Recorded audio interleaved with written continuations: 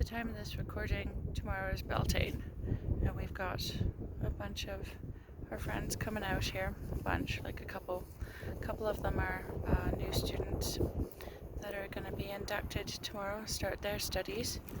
Thanks to this great awakening, what used to take a year of waiting for the student to awaken, so to speak, has taken about a month, if that.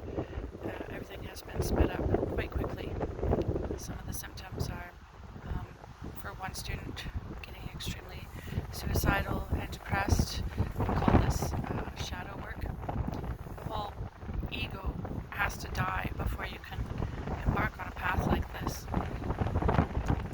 For other students, their clairvoyance or their clairaudience is opening up and they're connecting with their spirits more easily. And if you didn't grow up with something like that, that can be rather a big shock to the system, right?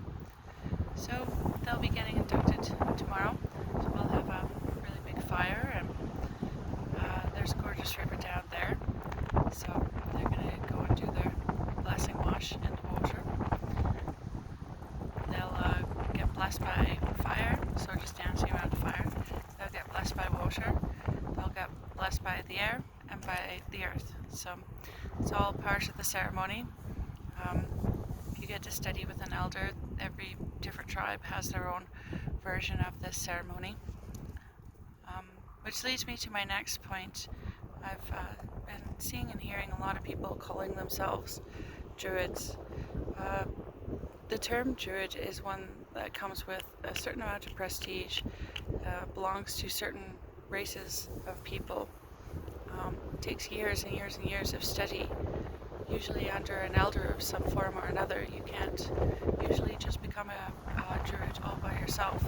That's kind of like me going and getting a medical book and reading it a couple of times and calling myself a surgeon.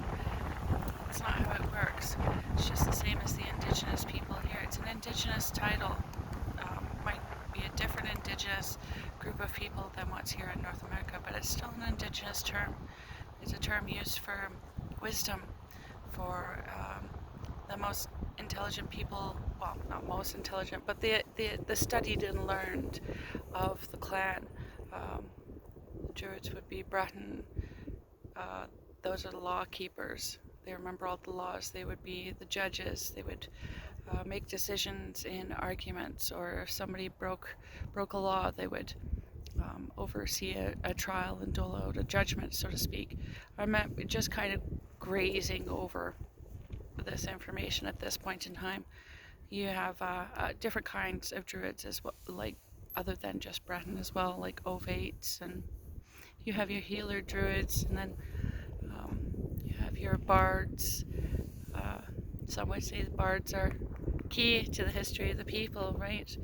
Because they go from tribe to tribe, passing on stories and singing the songs of all the famous heroes and keep our history and our people alive. A lot like the indigenous over here and their verbal storytelling. A lot of their history is passed down from generation to generation. So is ours, but through bards usually.